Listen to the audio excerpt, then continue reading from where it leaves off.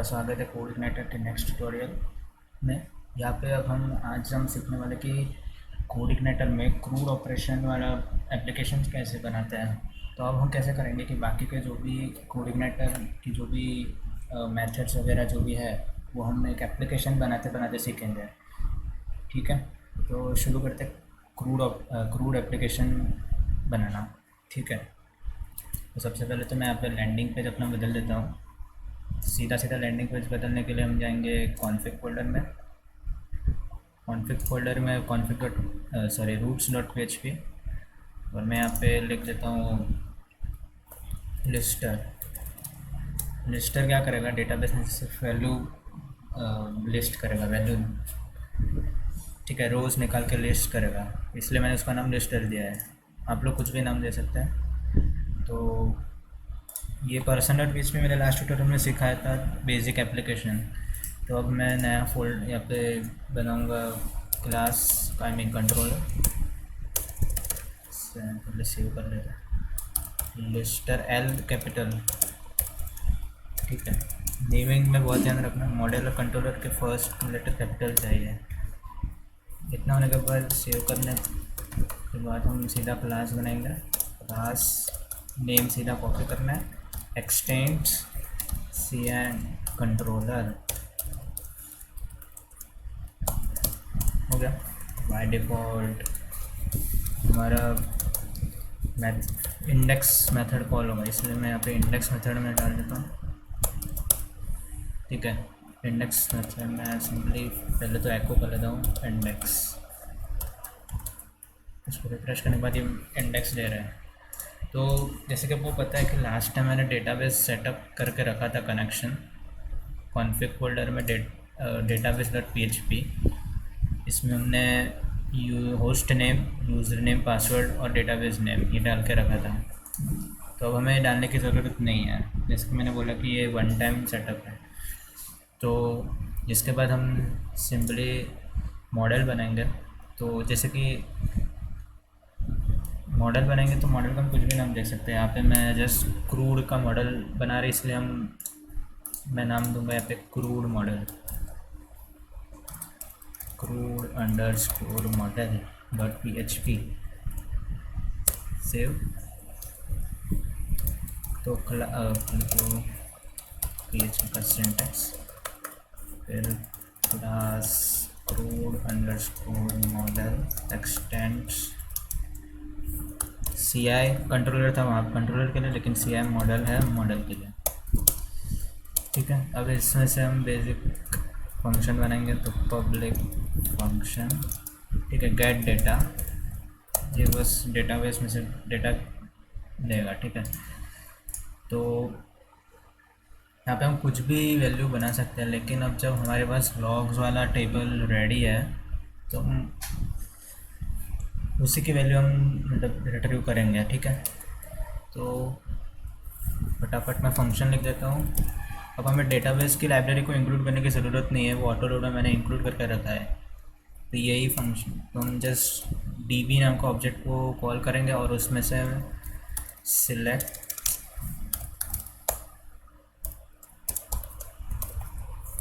मैं all select करूँगा, select all. ठीक है, वेयर लगाने की ज़रूरत है ही नहीं, मैं लॉग्स नाम के टेबल में से वैल्यू रिट्रीव करनी है और इसको मैं एक क्यू नाम के वेरिएबल में सेव कर दूँगा और सिंपली इसको मैं रिटर्न कर दूँगा $q रिजल्ट एरे। ठीक है, अब यहाँ पे ध्यान देने वाली बात है कि यहाँ पे आप चार चीज़ें कर सकते हैं अलग अलग आपके नीड के हिसाब से। तो डॉलर, मैं इसको कॉपी कर लेता हूँ, 4 बार पेस्ट करते हैं। ठीक है, एक होता है result underscore array, I mean सिर्फ रिजल्ट, और दूसरा होता है, फटाफट लिख लेता हूँ, रो। तो ये 4 मेथड्स होती है। एक होता है रिजल्ट, जो हमने लास्ट ट्यूटोरियल में देखा था। ये एक ऑब्जेक्ट रिटर्न करेगा, जितने भी रोज़ है, मतलब हमने जो भी कंडीशन यहाँ पे डाली उससे जितने भी रोज़ फैच हो रहे हैं वो सब दिखाएगा। रिजल्ट एरे भी सभी दिखाएगा, लेकिन ये एरे के फॉर्म में डेटा रिटर्न करेगा, ये ऑब्जेक्ट के फॉर्म में डेटा रिटर्न करेगा। सेम विथ रो, लेकिन यहाँ पे सिर्फ फर्स्ट रो रिटर्न होगी। ठीक है, मतलब अगर आप ये डालोगे तो first row in form of object return होगा। अगर आप रो अंडरस्कोर एरे फंक्शन डालोगे तो first row in form of array return करेगा।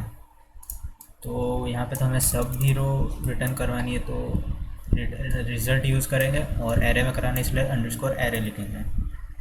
तो बस हमें यहाँ पे डेटा मिल जाएगा। तो सबसे पहले मैं मॉडल को लोड करा लेता हूँ, dollar this load model.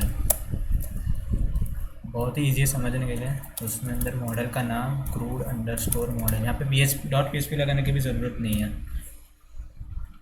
As तो मैं क्या बोल रहा हूँ कि भाई include crud model in form of I mean in name of CM। ठीक है, क्रूड का C और मॉडल का M, तो CM। ठीक है, तो मैं एक डेटा मतलब वेरिएबल लूँगा, और वेरिएबल का नाम कैसे होगा, list equal to dollar this. ठीक है, हमें कौन सी मेथड को यूज़ करना है, ये वाली गेट डेटा। तो इसे कैसे यूज़ करते हैं, तो सबसे पहले सुपर क्लास डॉलर दिस, फिर ऑब्जेक्ट का नाम CM, और उसके अंदर मेथड का नेम गेट डेटा बस। और फिर हमें वो एक व्यू में लोड करवा देंगे, तो डॉलर दिस लोड व्यू। अब इस व्यू हमने अभी तक बनाया नहीं है, बना लेते हैं।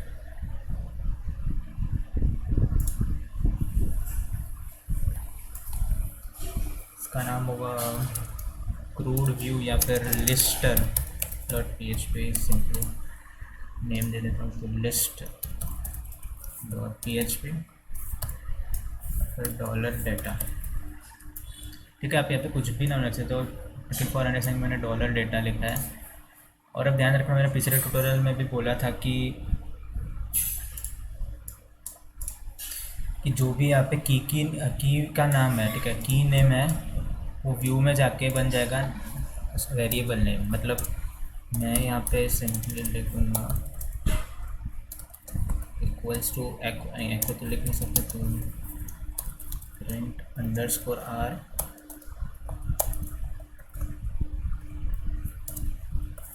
अंडरस्कोर R, और यहाँ पे सिंपली क्या है नाम, list.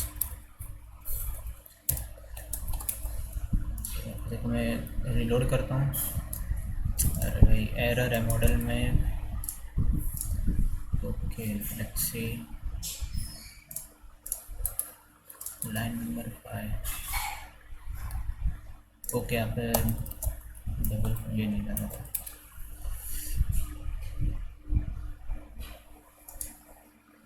Call to undefined method get ओस।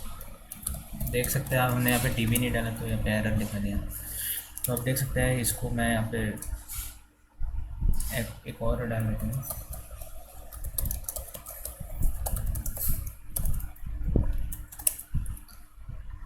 ओके, तो आप देख सकते हैं मेरे को एरे के फॉर्म में सारे रो, मेरे को हमारे पास 3 रो थे, अभी तीन रो मिल गए एरे के फॉर्म में।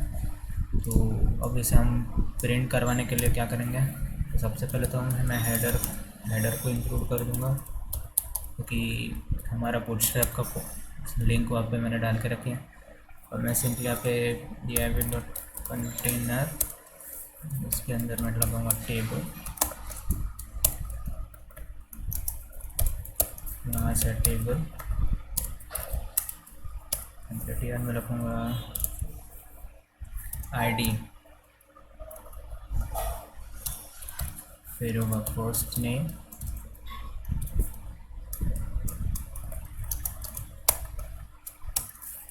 फिर आएगा लास्ट नेम। फिर हम यहाँ पे यूज़ करेंगे फॉर ईच।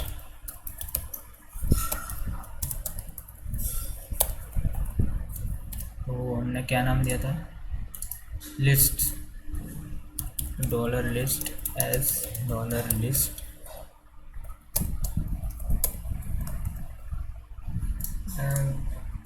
और सिंपलिसिटी में डॉलर लॉग लॉग्स कर देता हूँ, ठीक है, अच्छा लगेगा।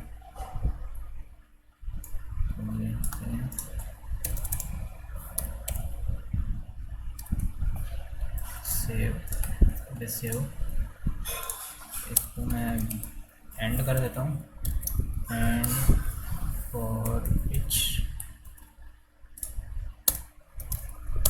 ठीक है। तो टी डी इसमें आएगा डॉलर लॉग। अच्छा, हम यहाँ पे आईडी वगैरह डालेंगे तो गलत हो जाएगा।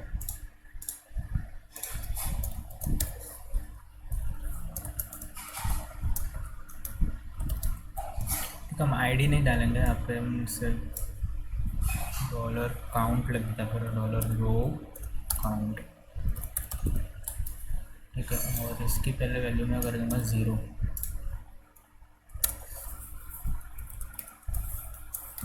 रो काउंट इक्वल्स टू 0, और लास्ट में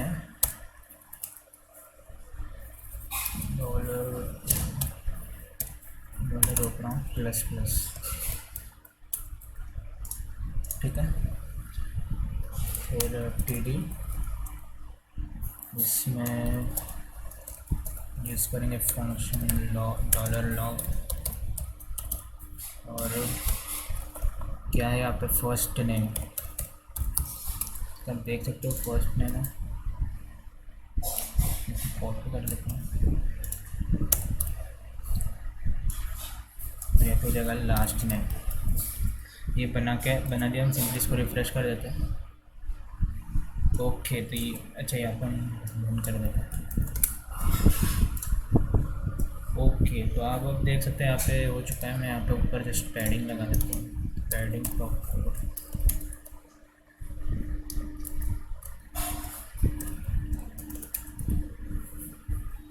ठीक है।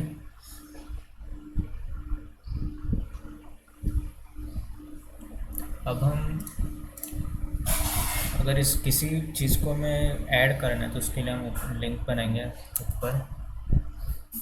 तो फटाफट हम न्यू बार बना लेते हैं, न्यू बार,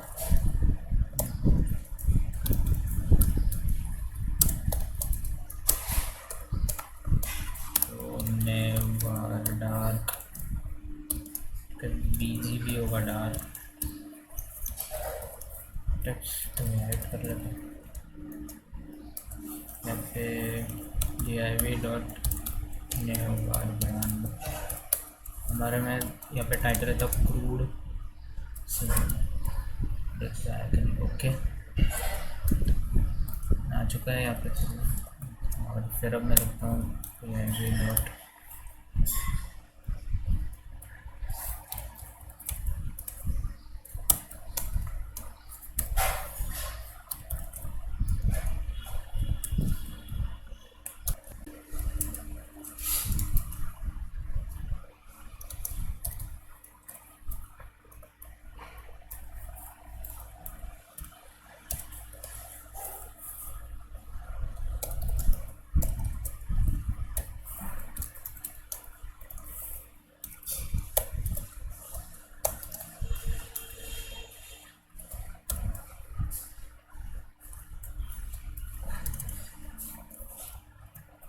तो फिलहाल पहले मैं इसको खाली छोड़ देता हूँ, बाद में लिंक ऐड कर लेंगे, ठीक है। तो एक होगा ऐड, मतलब इंसर्ट डेटा के लिए पेज होगा, दूसरा page okay, just insert data के लिए हम पेज बनाएंगे यहाँ पे, कहते हैं यहाँ पे लिख देंगे ऐड, ऐड हो चुका है। टेक्स्ट वाइट आना चाहिए, टेक्स्ट वाइट,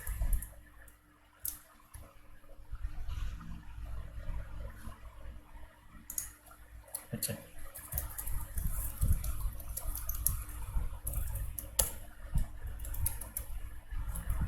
ओके, और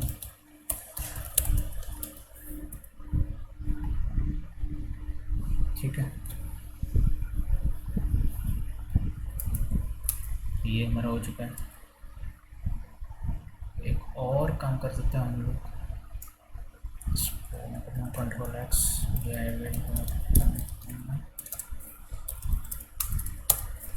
फिर इसको पेस्ट कर देना है।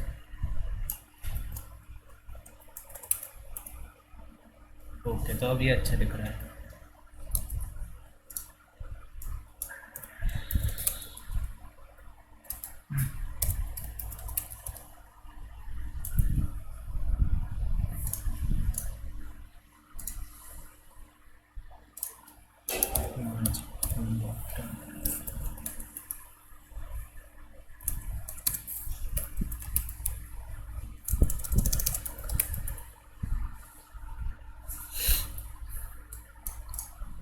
ऐड करने पे ये हमें वहीं पे ले आ रहा है पहले, क्योंकि मैंने कोई लिंक नहीं डाली, मैंने जस्ट पेज यूआरएल डाला है।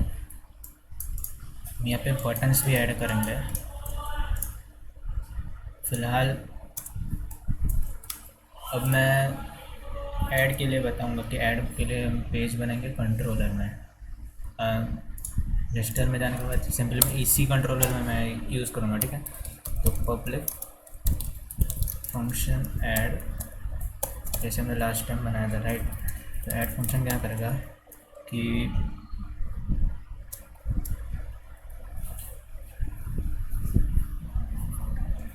this dot load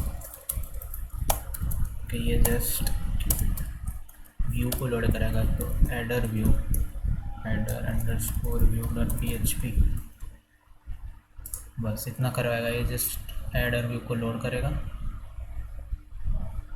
तो जल्दी से व्यू में एक न्यू बना देते हैं, सेव करेंगे adder underscore view dot php। और फटाफट मैं पे कोड करता हूँ, required adder dot php, spelling गलत हो गया, फिर डैश का डेटा नहीं आएगा। कि मैं सिंपली लिखूँगा div dot container, padding top में फाइल लगा देता हूँ। फॉर्म आएगा, क्लास आएगा फॉर्म, मेथड है कि पोस्ट, ठीक है। और एक्शन बाद में डालते हैं। और पहले लिस्टर में जाके हम लोग यहाँ पे हेडर में जाके यहाँ पे लिंक ऐड कर देते हैं।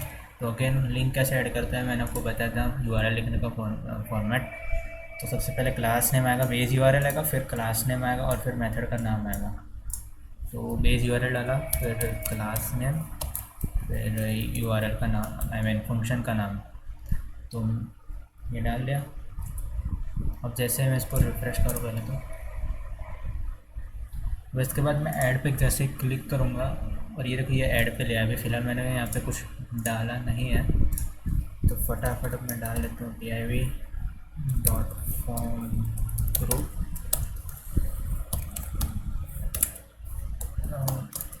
लेजेंड में सबसे पहले आएगा फर्स्ट नेम,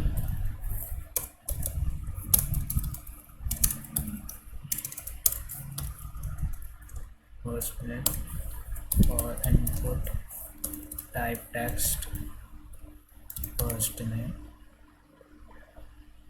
और क्लास में आ जाएगा फॉर्म कंट्रोल। इसको सेव, यहाँ पे जस्ट मैं लास्ट, और फिर इसके बाद मैं एक और बार मैं पेस्ट करूँगा इसको। इस बार यहाँ पे आएगा सबनेट, यहाँ पे भी आएगा सबनेट, क्लास में आ जाएगा btn सर्विस, और इसमें हम एक और पैरामीटर डाल देते हैं, वैल्यू ऐड। लोड करने के बाद ओके आ चुका है।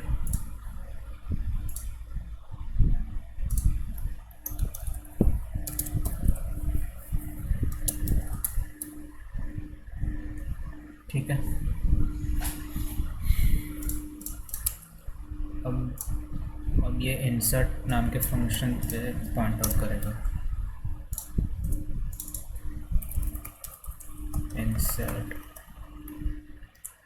इंसर्ट क्या करेगा, मॉडल को लोड करेगा। हमारा जो भी मॉडल है, नाम है, हमारा मॉडल का नाम था क्रूड अंडरस्कोर मॉडल, तो include crud model S C है, तो फटाफट क्रूड मॉडल में हम जाते हैं और यहाँ पे एक और मेथड लिख देते हैं एडिंग के लिए, इंसर्ट डेटा, ये पैरामीटर इससे पड़ेगा $E, ठीक है। तो इफ अभी तो हमारा सिंपल है $this.tb इंसर्ट में पहले टेबल का नाम और फिर डेटा, ठीक है।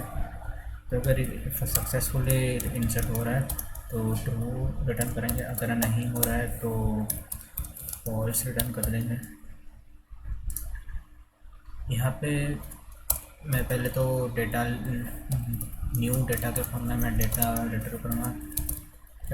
$this इनपुट ऑब्जेक्ट है इसमें, और इनपुट ऑब्जेक्ट में पोस्ट नाम का मेथड है।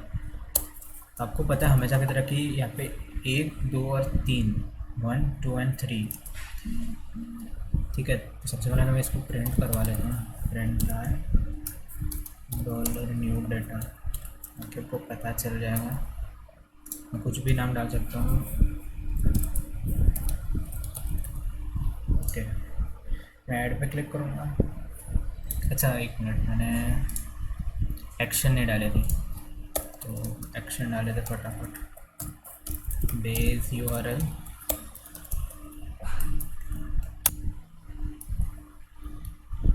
ठीक है ना, बेस URL और लिंक लिखाना मैंने आपको पहले सिखाया था। बेस URL के बाद कंट्रोलर का नाम और फिर मेथड का नाम। तो बेस URL के बाद कंट्रोलर का नाम और फिर मेथड का नाम हो गया। तो हम सीधा यहाँ पे आएंगे और नाम लिख देंगे अगेन, क्या था नाम, LG इन्फिनिटी ऐड। सेव किया कि नहीं भाई, सब कुछ सेव कर दिया। इसको भी रिफ्रेश कर देना।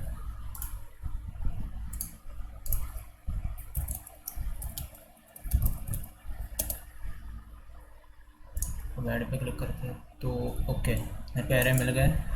अब ये सबमिट एक एक्स्ट्रा है, ये की एक्स्ट्रा है और ये हमारे डेटाबेस में इस नाम कोई भी रो एग्जिस्ट नहीं करती, इसलिए हमें पहले उसको निकालना पड़ेगा।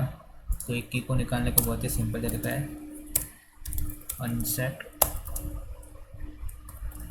ये मैं बार बार अनसेट वाला आपको बता रहा हूँ कि आप ये भूल करोगे, और इसका बहुत ही आसान तरीका है। सबमिट, तो मैं रिफ्रेश करूँगा सेम इनपुट के साथ, तो हो गया। प्रिंटर निकाल लेते हैं यहाँ से और सिंपली इफ मैं लगा लेता हूँ $this, हमारा CM नाम का ऑब्जेक्ट है, उसमें कौन सा मेथड है, इंसर्ट डेटा, जो बस एक पैरामीटर एक्सेप्ट करता है और वो है एरे, जिसमें की वैल्यू फॉर्म में इंफॉर्मेशन है। तो अगर ये सक्सेसफुल आता है तो एको कर दो डन, और अगर कुछ एरर आ रहा है तो एको कर दो एरर, कंटिन्यू। तो आप देख सकते हैं डन है। मैं आपको एक नया चीज़ बताता हूँ कि अगर इसमें आप रीडायरेक्ट कैसे करेंगे ऑटोमेटिक, कि अगर ये डन मतलब अगर ये सक्सेसफुली एंटर हो गया तो आपको तो वापस मेन पेज पे जाना पड़ेगा ना। तो इसमें जो URL क्लास है उसमें फंक्शन होता है रीडायरेक्ट। रीडायरेक्ट फंक्शन क्या करता है, किसी भी URL पर रीडायरेक्ट करता है, और हमें फ़िलहाल यहाँ पे बेस URL चाहिए, तो सिंपली बेस URL डाल दो, ठीक है। मैं अगेन रिफ्रेश करूँगा तो देखो बेस URL में रीडायरेक्ट हो गया। अब जबकि मैंने 2 बार इसको रिफ़्रेश किया, इसलिए इसने 2 बार इनपुट डाल दी। कोई बात नहीं, हम आगे निकाल लेंगे इसे। अब हम यहाँ पे चाहते हो कि ऐड फंक्शन तो हो गया हमारा, अब मैं चाहता हूँ कि यहाँ पे डिलीट भी आए, ठीक है, डिलीट। तो ये हम इस हर एक रो के सामने एक डिलीट फंक्शन हम ऐड कर देंगे।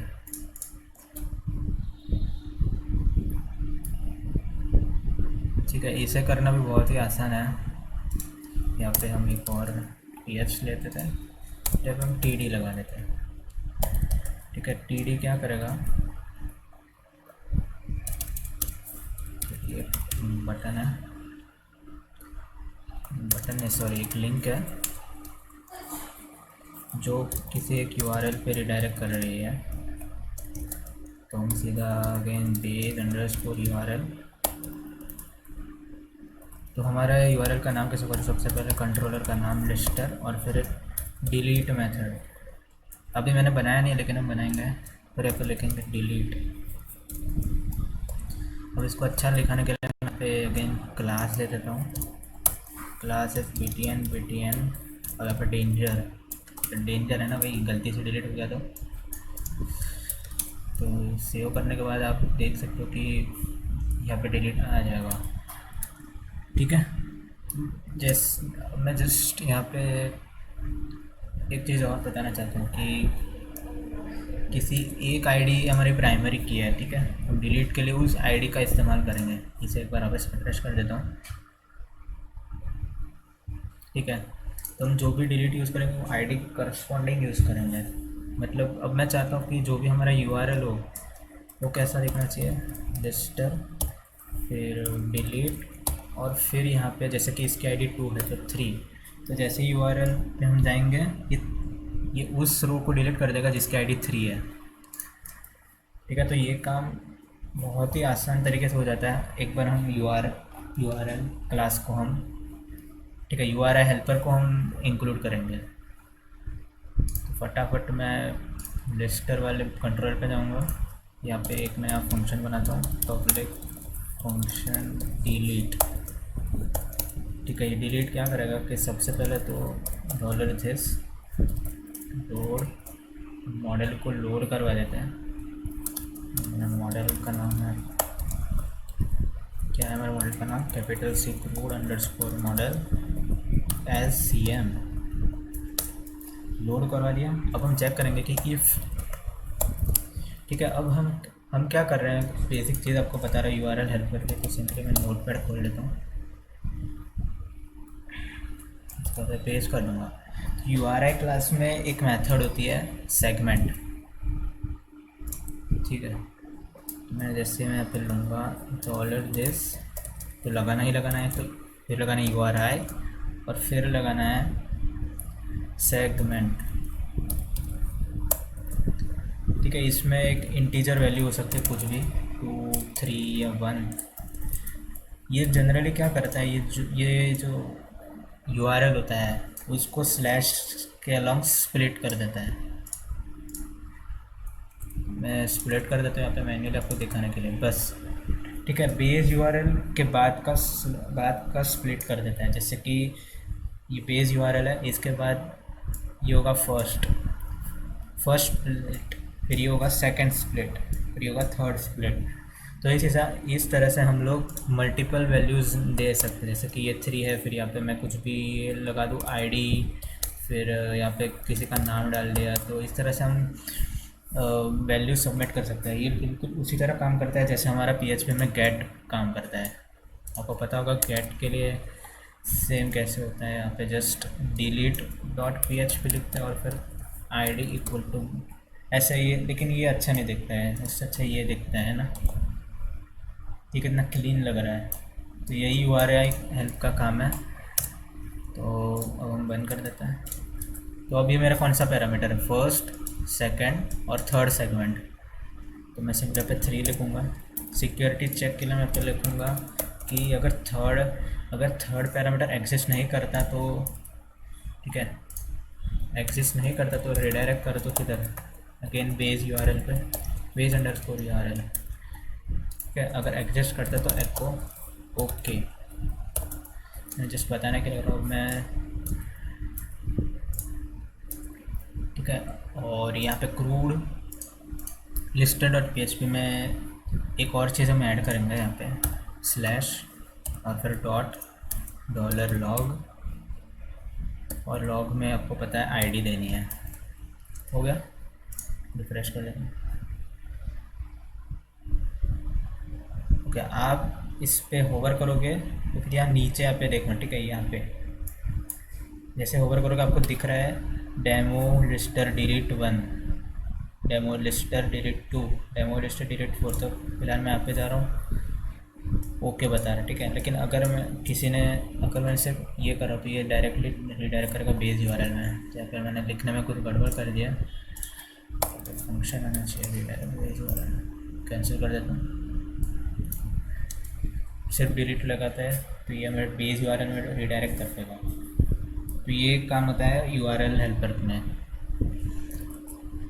जस्ट अब मैं यहाँ पे कोड लिख दूँगा डिलीट करने के लिए। तो मैं जस्ट यहाँ पे फॉर्म कर दूँगा $this.cm, cm में हो गया हमारा डिलीट डेटा वाली मेथड, जिसमें मैं एक आईडी इनपुट करूँगा। तो वो आईडी हमारी यही होगी, सेगमेंट, कॉपी पेस्ट। और इस पूरी चीज़ को भी मैं कंट्रोल एक्स करके मैं इफ़ में डाल देता हूँ, इसमें इसको कॉपी एल्स। अगर नहीं हुआ तो एको कर देंगे हम लोग एरर, लेकिन अगर हो गया तो मैं रिडायरेक्ट कर दूँगा बेस पे,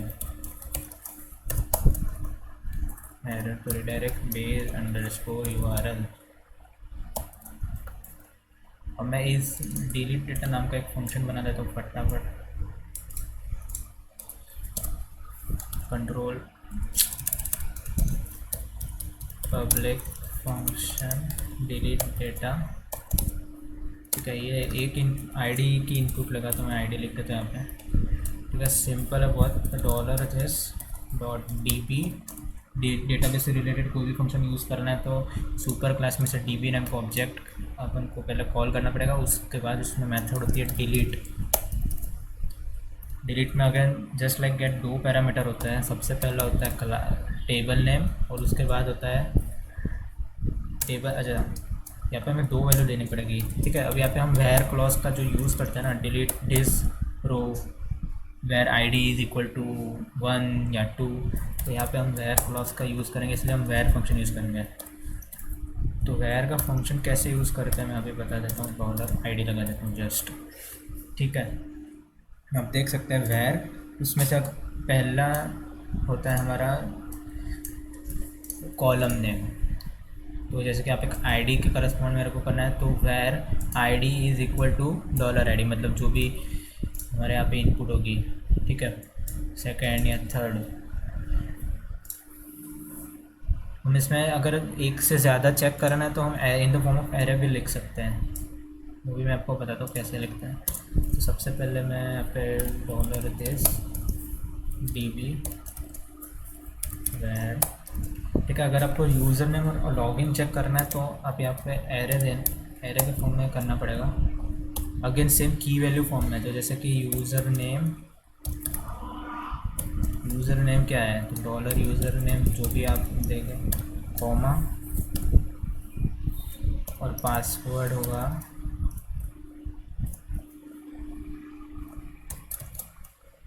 अरे भाई क्या हो गया, ओके, पासवर्ड होगा $पासवर्ड, ठीक है। तो वो एक टेबल में से यूज़र नेम नाम की रो और पासवर्ड नाम की रो चेक करेगा। इस तरह से हम देते हैं। वैसे अभी हमें इसकी ज़रूरत नहीं है, जब हम नेक्स्ट एप्लीकेशन करेंगे तब हम लॉगिन वाले सिस्टम में डालेंगे, तब हम इस पे आएंगे। तो अभी फ़िलहाल हमें वेयर का यूज़ करना है और फिर जस्ट डिलीट में टेबल का नेम लिखना है, ठीक है। तो ये कौन सी क्वेरी बिल्ड करेगा, ये करेगा डिलीट फ्रॉम लॉग्स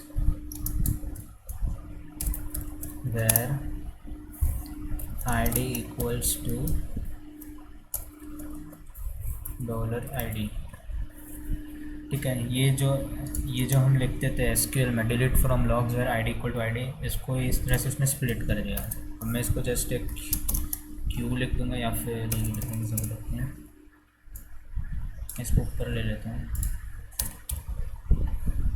और इसको इफ क्लॉज में डाल देते हैं जस्ट फॉर चेक कि क्या हो रहा है। तो अगर ये हो रहा है तो रिटर्न 1,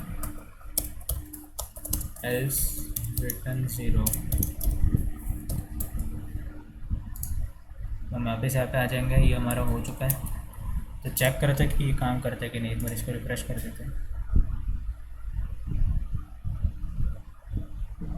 ओके, तो इसको निकाल लेते हैं पहले तो। Okay, so you can see कि अब ये एक यहाँ पे से चला गया है रो। इसको निकाल लेते हैं। ये ध्यान रखना ये वाला नाम नेम था, तो रिफ़्रेश होने के बाद तो वो वाला नेम चला गया है। तो इस तरह से डिलीट बटन काम करता है। ठीक है, तो इस वीडियो में मैंने आपको दो चीज़ें बताई क्रूड एप्लीकेशन में। एक होता है एडिंग, एक होता है लिस्टिंग, और तीसरी बताई डिलीट। तो अब बची अपडेट। ठीक है, तो अपडेट करने के लिए मैं आपको नेक्स्ट अलग से वीडियो बताऊंगा, जिसमें अब ठीक है, क्योंकि उसमें बहुत अलग चीज़ें हैं, तो उसके लिए एक अलग वीडियो बनाऊंगा मैं। तब तक के लिए थैंक यू।